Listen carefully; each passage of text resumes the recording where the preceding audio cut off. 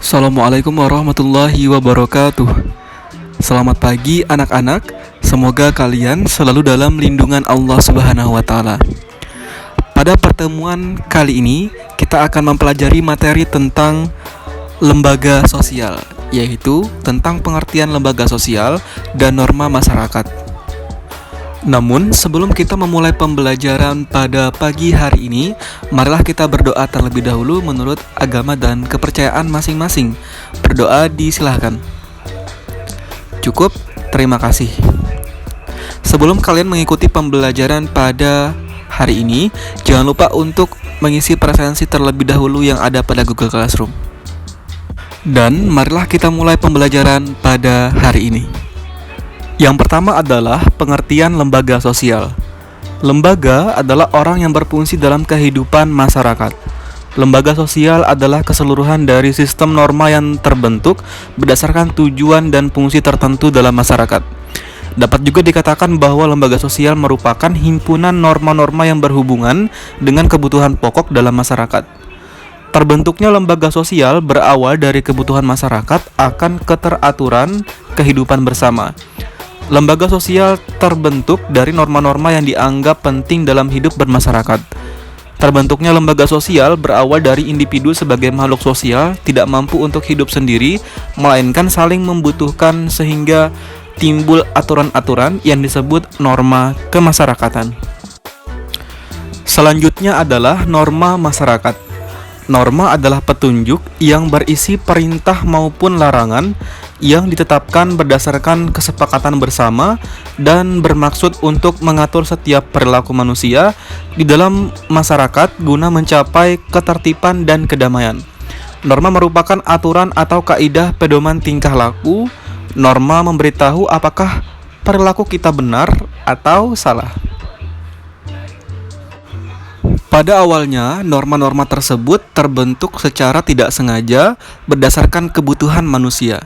Namun, lama-kelamaan norma-norma tersebut dibuat secara sadar. Misalnya, dalam bidang ekonomi dahulu, di dalam jual beli seseorang perantara tidak harus diberi keuntungan, namun lama-kelamaan terjadi perubahan kebiasaan bahwa perantara harus mendapatkan bagiannya, apakah itu penjual ataupun pembeli.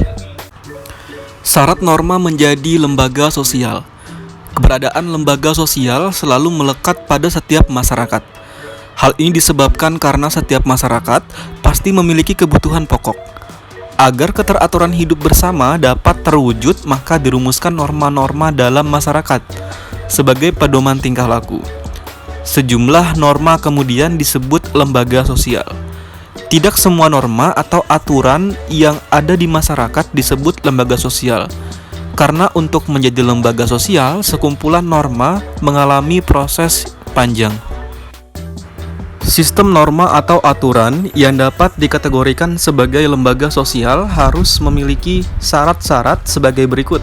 Yang pertama, sebagian besar anggota masyarakat menerima norma tersebut. Yang kedua, norma tersebut menjiwai seluruh warga dalam sistem sosial. Dan yang ketiga, norma tersebut mempunyai sanksi yang mengikat setiap anggota masyarakat. Selanjutnya adalah tingkatan norma.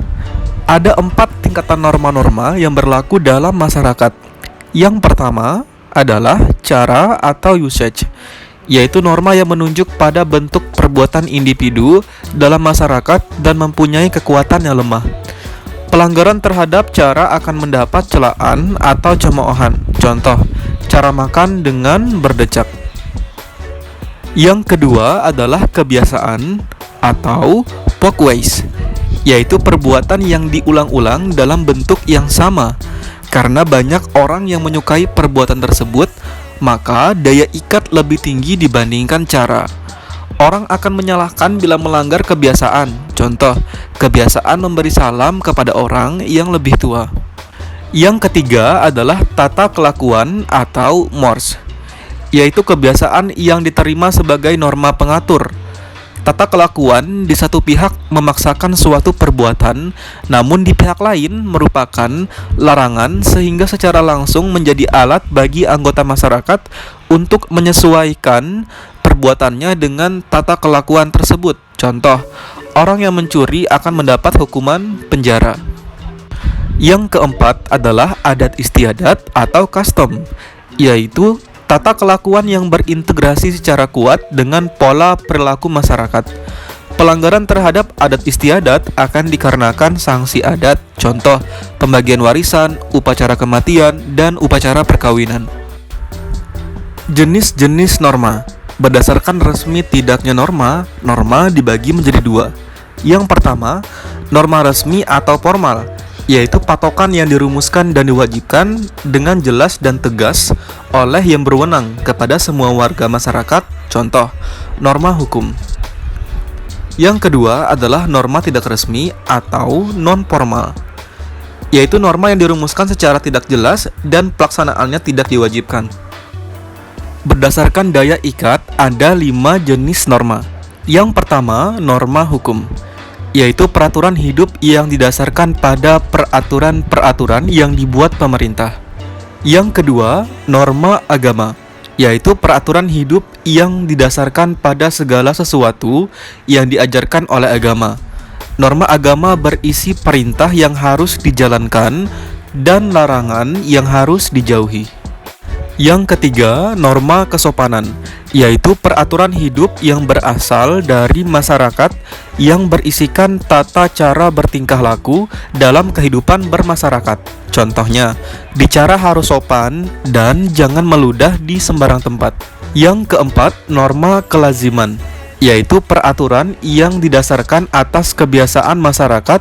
Contohnya, membawa oleh-oleh sepulang berpergian jauh. Dan yang kelima, norma kesusilaan, yaitu peraturan hidup yang berasal dari akhlak atau dari hati nurani sendiri tentang hal yang baik dan buruk. Contoh, berpelukan dan berciuman di muka umum walaupun suami istri tetap dianggap bertentangan dengan norma kesusilaan. Fungsi norma. Yang pertama, alat pengawas tingkah laku manusia.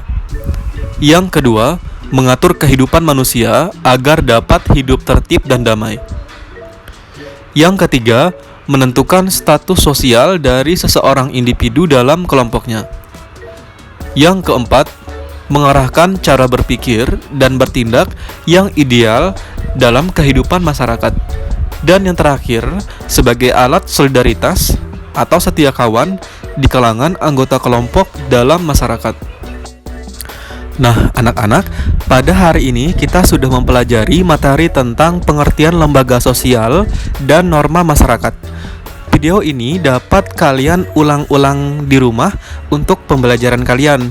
Jika ada pertanyaan atau ada kendala lain terkait pembelajaran pada hari ini, bisa ditanyakan di kolom komentar di bawah ini, atau juga bisa ditanyakan di kolom komentar Google Classroom, dan juga bisa ditanyakan langsung ke WhatsApp Bapak yang sudah Bapak lampirkan di Google Classroom.